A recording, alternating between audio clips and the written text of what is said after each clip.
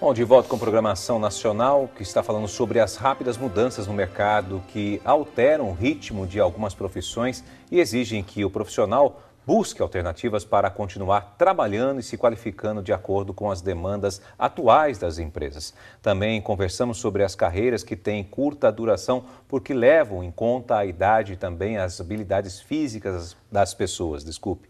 Bom, a gente estava falando no último bloco dessa questão, né, até que você citou, vocês citaram, né, da mudança, né, de profissão. Eu estava seguindo nesse rumo, mudei, comecei a fazer isso. Existe todo um trabalho, né, de investimento humano, um trabalho de preparo, né, para você também enfrentar essas novas carreiras. Mas a questão do empreendedorismo também está em alta aí entre os jovens, né, comprovando que os jovens querem aí administrar o seu próprio negócio. Agora, no pós-carreira, essa é uma boa alternativa, Márcio?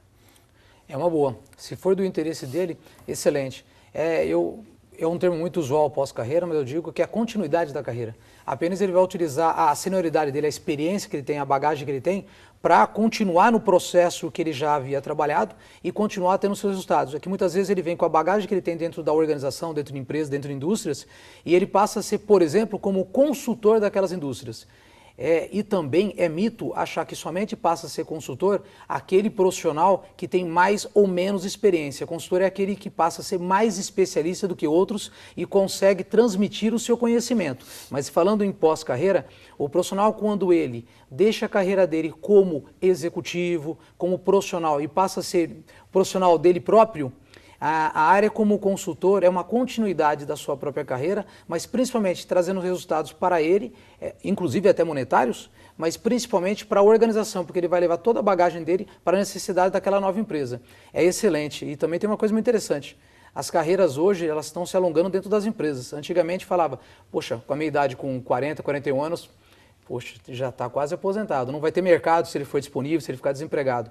Hoje, a maioria dos profissionais estão trabalhando com 50, 60, às vezes com 70 anos de idade. Você vê grandes centros, varejos, contratando profissionais acima de 65 anos, é uma pesquisa que está aparecendo. Mas também, aquele que planeja que chegando a uma determinada idade, começar a trabalhar como consultor ou ter seu negócio próprio, é excelente também, desde que ele esteja com qualidade de vida e feliz naquilo que ele está fazendo, excepcional. Hoje em dia o mercado não tem, ele tem aceito esses profissionais, né? Porque se tem as pessoas temem assim daquela ideia de que, bom, eu atingi acima de 50 anos, Jesus, como é que eu vou ficar agora? A situação minha, eu posso ficar desempregado, né? Já estou chegando a um ponto de me aposentar, eu vou ficar parado aqui na minha vida, não vou conseguir mais um novo emprego. Essa ideia tem mudado no meio das empresas, tem mudado esse perfil? Lógico que eu vou passar agora, me perdoe, é lógico que eu vou passar agora, para empresas, geralmente, que estão cultivando esse tipo de programa, empresas maiores, multinacionais, né, que são os programas de pré-aposentadoria. Muitas empresas tradicionais, no Brasil todo, trabalham já com os profissionais que têm 20, 30, 40, 50 anos de empresa. Ele quer já trabalhar para que esse profissional saia da organização, mas saia com qualidade de vida. Porque isso é uma certeza. O profissional que sai sem planejamento e literalmente põe os dois pés no freio, tendenciosamente vai ter problemas de hipertensão e outras doenças, porque acaba ficando ocioso o dia a dia. Tem um estudo muito bacana que fala que as pessoas, os profissionais que sofrem depois que se aposentam, é muito alta a taxa de profissionais que infartam nos primeiros 2 anos após a aposentadoria. Justamente por conta... É verdade. Então, assim, é um número muito grande, eu não tenho um número aqui, devia ter trazido para ti, mas assim, é um número muito grande. Então, assim, qual é a preocupação? A gente tem sim ainda um preconceito, quando a gente fala do mercado como um todo, de profissionais com idades avançadas sim, né? Existe essa dificuldade, por N fatores, né? Ou um deles, por exemplo, ou o profissional ele se dedicou demais à empresa, é até estranho falar se dedicou demais, isso é um problema, mas às vezes ele ficou tão preso naquela função e ele deixou de fazer, por exemplo, que a gente fala que não se deve fazer nem sobre tortura, ou seja, vá fazer network sempre, né? E ele acabou ficando tão fechado naquele mundo que a hora que ele sai, ele perdeu o sobrenome dele e perdeu tudo aquilo que ele tinha naquele momento. Então fica assim mais difícil a recolocação, né? Tanto pela idade dele, porque hoje não é comum a gente ter empresas que absorvam isso. Claro que em posições mais seniors a gente tem um planejamento de de pré-aposentadoria, mas isso infelizmente não é comum na maioria das empresas, né? Mas existe sim uma dificuldade. Agora, do jovem ele querer ser empreendedor, o Márcio falou assim, não, é bacana, eu também acho que é muito bom, ao mesmo tempo eu acho que é muito ruim, porque assim, existe uma ilusão, Júnior, quando a gente fala de ser empreendedor, de ter um negócio, as pessoas num primeiro momento elas pensam em todos os prós que isso traz, né? Mas esquecem de fazer o outro lado da balança, né? Porque assim, eu não tenho um chefe, sim, isso é maravilhoso, ao mesmo tempo isso é uma maldição. Porque eu começo a controlar o meu tempo, né? Em que sentido? Ah, tudo bem se eu não acordar às 8, eu posso começar às 9, eu começo às 10, enfim. E aí de repente você vê, e eu já vi isso, eu tenho alguns clientes que no momento que eles começaram a fazer o processo de coaching, eu não sei o que está acontecendo com a minha empresa, porque ou eu sou consultor, porque como é que é teu dia? Então eu levanto umas 9, eu vou caminhar na Lagoa do Taquaral, aí quando é 10h30, eu falei, mas espera aí, não, porque agora eu preciso ter qualidade de vida. Sim, mas nós estamos falando de um negócio, nós estamos falando de talvez a tua empresa, talvez o teu negócio. Então é importante esse jovem entender que sim, existem alguns pontos, isso, o planejamento, talvez procurar o próprio Sebrae, que tem um acesso muito fácil para a maioria das pessoas, para entender um pouco o que eu preciso, quais são os passos que eu preciso.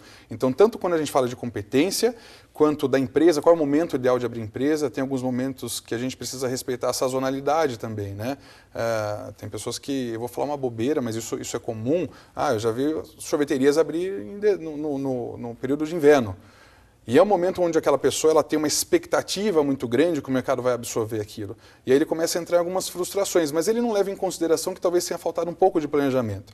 E tem a questão financeira também, né? Ou seja, quanto é que esse negócio vai demandar, né? Qual é o tempo que ele vai levar para me dar retorno, quanto que eu preciso de caixa para que ele rode, eu vou ter funcionário, eu não vou, que tipo de, enfim, especialização que eu vou atuar. Então, assim, nada é tão simples. Claro que dá para se fazer qualquer coisa hoje, mas não dá para a gente fazer qualquer coisa de qualquer jeito, né? A gente precisa um pouco de planejamento para as coisas sim.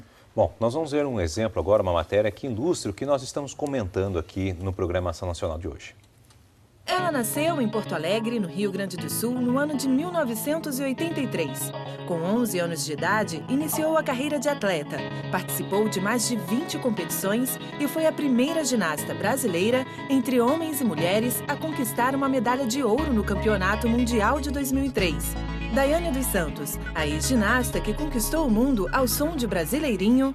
Mas ginasta ou ex-ginasta? Nada melhor que ela para responder pra gente, Daiane dos Santos. Como é que fica isso? Eu pensava que uma vez ginasta, sempre ginasta, não é assim? Não, na verdade, a carreira de ginasta ou de atleta, né, é curta.